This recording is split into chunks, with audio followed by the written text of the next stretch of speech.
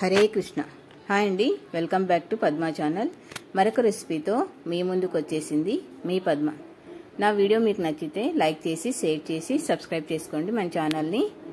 ఇప్పట్లో చాలామంది work tension వల్ల హెల్త్ పరంగా ఇబ్బంది పడుతూ ఉంటారు కదండి. చాలామందిలో బ్లడ్ తక్కువగా ఉంది అని మనం వింటూనే ఉంటాం కదండి. అలాంటి వారు బీట్రూట్ తీసుకుంటే చాలా మంచిదని మనందరికీ తెలిసిన విషయమే కదండి.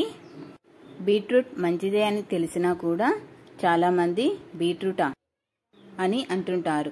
అలాగే పిల్లలు కూడా బీట్రూట్ తినడానికి ఇష్టపడరు కదండి.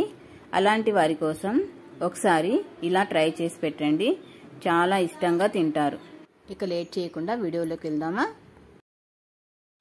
ఫ్రెష్గా ఉండే బీట్రూట్ను తీసుకొని 2 నిమిషాలు నీటిలో పెట్టి మట్టంతా పోయేలా నీట్గా క్లీన్ చేసుకోండి.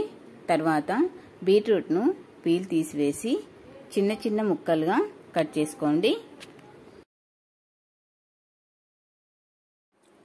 బీట్రూట్ను మట్టి లేకుండా బాగా కడిగి ఇలా పీల్ తీసేసుకొని కట్ చేసుకోండి.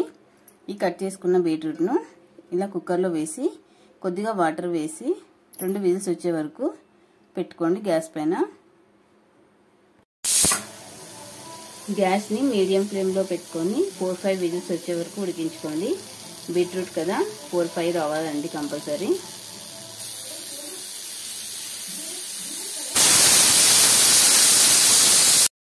చూసారా, విజిల్ పోయాక ఇలా బీట్రూట్ ఉడికిందో లేదో చెక్ చేసుకోవాలండి. మనకైతే బీట్రూట్ ఉడికిపోయింది. మిక్సీ చేసుకుందామండి. గ్రైండ్ చేసిన బీట్రూట్ని ఒక ప్యాన్లో వేసి ఇలా కాస్త ఉడికించుకోవాలండి. బీట్రూట్ని చాలా మెత్తగా గ్రైండ్ చేసుకోవాలి. ఒక 2 మినిట్స్ ఇలా ఉడికించుకోండి. 2 మినిట్స్ మగ్గించుకున్నాక నేను ఇక్కడ 2 బీట్రూట్స్ తీసుకున్నానండి. 1 టేబుల్ స్పూన్ నిమ్మరసం తీసుకోండి. ఇలా వేసుకొని కలుపుకొని ఒక 2 మినిట్స్ ఇలా మగ్గించుకోండి. 2 మినిట్స్ అలా మగ్గించుకున్నాక ఇప్పుడు బెల్లం తురుము వేసుకోవాలండి. ఒక చిన్న కప్పు అయితే సరిపోతుంది, ఎందుకంటే నేను తక్కువ క్వాంటిటీ తీసుకున్నాను కాబట్టి. మీరు ఎక్కువ తీసుకుంటే కాస్త ఎక్కువ వేసుకొని మళ్ళీ ఇలా మగ్గించుకోండి. బెల్లం తురుము వేసాక 5 to 10 మినిట్స్ బాగా ఉడికించుకోండి. ఇలా స్పూన్తో మనం తీసుకున్నామంటే ఇలా జారిపోకూడదండి. అంతవరకు ఉడికించుకొని స్టవ్ ఆఫ్ చేసుకోవడమే. ఇక్కడ నేను బెల్లం అంటే మనకి హెల్త్కి మంచిదని వేసానండి. మీరు షుగర్ కూడా వేసి చేసుకోవచ్చు ఈ రెసిపీని. అంతేనండి, మనకు కావాల్సిన జామ్ ఫ్రెష్గా ఇంట్లోనే, అది కూడా బీట్రూట్తో రెడీ అయిపోయిందండి. ఈ రెసిపీని కాస్త ఎక్కువైనా చేసుకోవచ్చు. మీరు ఒక బాక్స్లో పెట్టేసి ఫ్రిడ్జ్లో పెట్టేసుకున్నామంటే 1 మంత్ దాకా స్టోర్ ఉంటుందండి.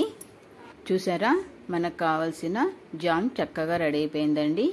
పిల్లలు ఈవినింగ్ ఇంటికి వచ్చిన వెంటనే స్నాక్స్గా ఇలా ఇస్తే వాళ్ళ హెల్త్కి కూడా చాలా బాగుంటుందండి. పెద్దవాళ్ళు కూడా తీసుకోవచ్చు. నిజంగా అంటే చాలా సూపర్గా ఉందండి. టేస్ట్ మాత్రం అదిరిపోయింది. ఒకసారి మీరు కూడా ట్రై చేయండి. మీ పిల్లలు కూడా చాలా చక్కగా తింటారు. Thanks for watching. Please like, share, subscribe my channel.